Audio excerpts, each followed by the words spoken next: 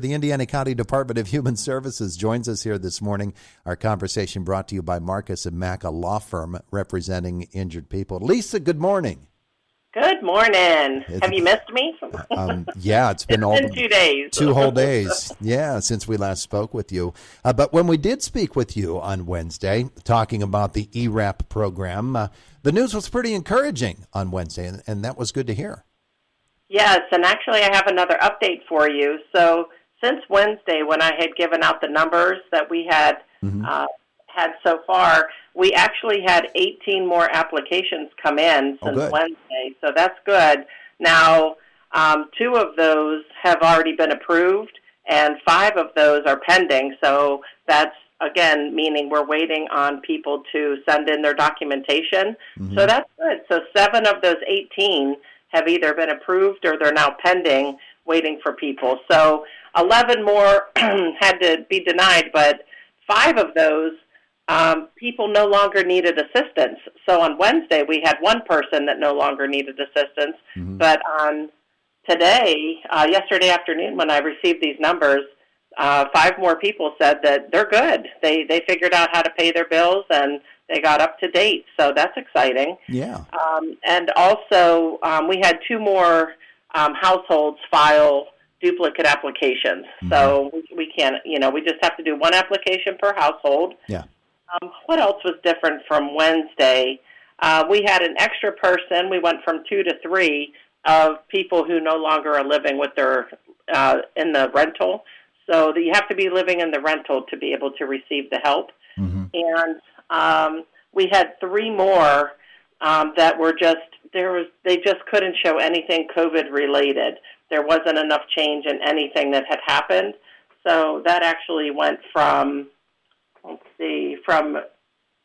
9 to, looks like 12 now. Yeah, so 3 more just couldn't find anything that they could actually relate to that, since I'm not sure exactly how that comes out because I don't get to see that part of the process, but that's what ICAP's working with people on. So, yeah, that's a pretty good update, though. So I'm very encouraged that we were able to get 18 more applications in since Wednesday. Yeah, and it really does point out those numbers that you just gave to us, that in this case, with this particular program, it's important, if you think you might be able to be helped, to let ICAP help you figure it out. They'll do the groundwork that you might have had to do yourself in the past. They will actually help you figure out your eligibility and whether you are eligible to get these funds or not. Right, and some of them are coming in as IUP students, and so their situations have not been really directly altered by COVID-19. So that's some of the reasons of why we can't help some of the applicants.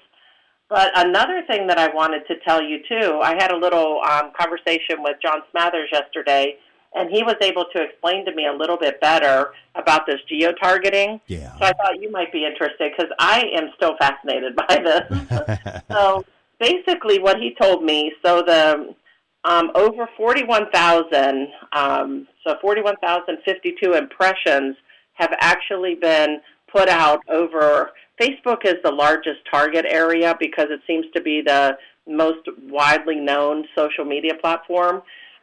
So basically, when you're scrolling through and you see that ad for this ERAP program, so that's considered an impression. So over 41,052 times, people were able to actually, see that impression. They may not have clicked on it, but they would be able to at least see it. And the number of clicks that it received is 1,052, and that's only in a week and a half. Yeah. So I was really encouraged by that because I feel like we're starting, feel like we're starting to reach people as the information gets disseminated. Yeah.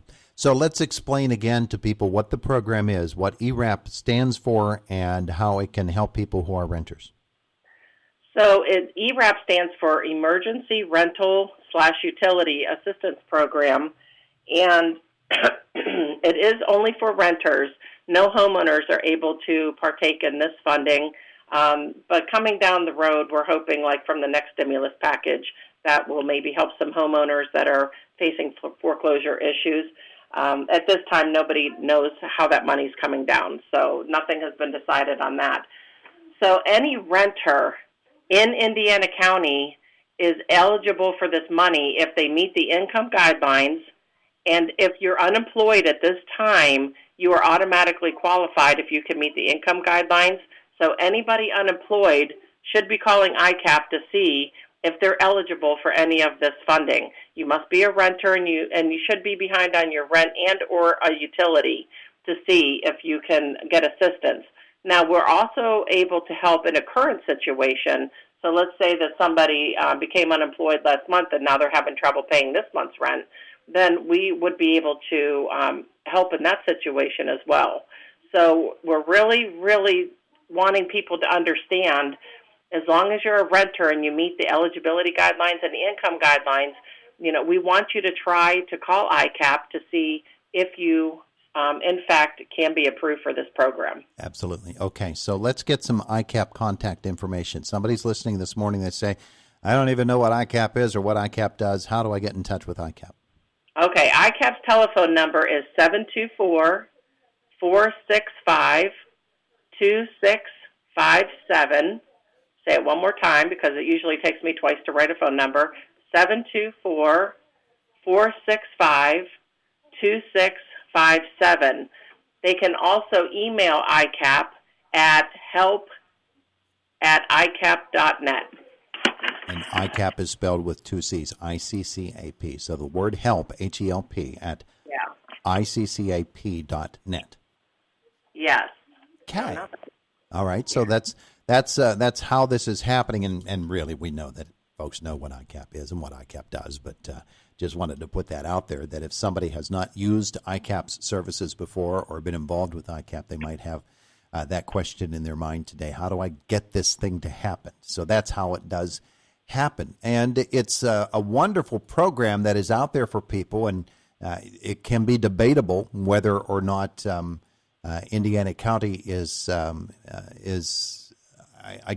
taking advantage of this program, but we really want people to take advantage because these are funds that are there. There's $5.5 million out there for Indiana County. It's earmarked for right here in Indiana County, and that's something that really needs to be taken advantage of and used.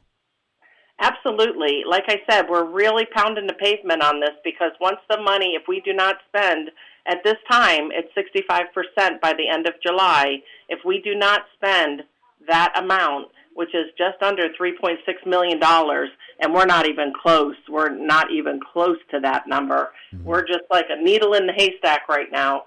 So we really risk having the state take all that money back and send it to a different county who would be eligible for it. So we want to help our own people here in Indiana County. So at this time, any senior who is renting right now, any senior who is renting, please call ICAP and just see if you're eligible, because if you can show your medication costs have gone up, which some have, or if you can show your utility bills have been, going up and up and up, and it's really made you struggle to pay your bills, then there might be an avenue for you to even access some help. And that's one targeted population that I'm a little bit worried about because oftentimes the senior population, they don't really have the access to the computers or the internet. So that's one reason that we really want to today make sure we're targeting the seniors. Just call to see if you're eligible. It won't hurt. It will not hurt you to make a phone call just to see. And ICAP will ask you all the necessary questions to see how they can, kind of look at everything that's going on with you mm-hmm. and see how you're doing and if we can approve assistance. Yeah, and you made a couple of good points there. Number one, the fact that if it's another expense in your life that has gone up, that has made it difficult for you to pay your rent or your utilities, then you might be eligible just based upon that. But second, especially for our older folks, our senior citizens, our very elderly who might not take the initiative.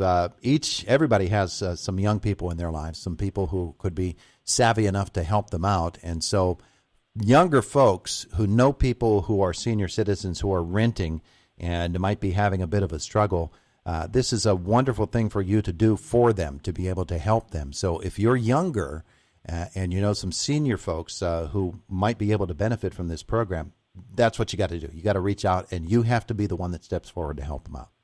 Right. And I would also like to point out that I was very encouraged. The Penn Lives that comes through a magazine for REA, I believe. Penn Lives, I don't have REA, but Maureen brought her copy in. That actually has a little article, not an article, but like a half-a-page ad about the ERAP program. I just received an email yesterday from PA American Water, since that's my water company, and in there, if you read down there, it'll tell you ways to get assistance, and so they're marketing it out too. So I'm encouraged to see the utility companies jumping on this as well. And I really would love for people to tell people to go to the WCCS 1160 website. It's right there. The ad is right there. If you just click on it, it'll take you right to the landing page. Yep, that's where you need to be. All right, Lisa. So we're going to talk with you again next Friday at this time, and hopefully you can tell us even better numbers than you did today. I hope so, too. I just hope that we keep growing, because the whole goal of this program is to help our own citizens, and that's what we're here to do. Absolutely. Wonderful. Okay, you have a great weekend, okay? Okay, you too. Thanks. Bye-bye. There's Lisa Spencer, Indiana County's Department of Human Services. It is the voice of Indiana County, WCCS, 101.1 FM and AM 1160.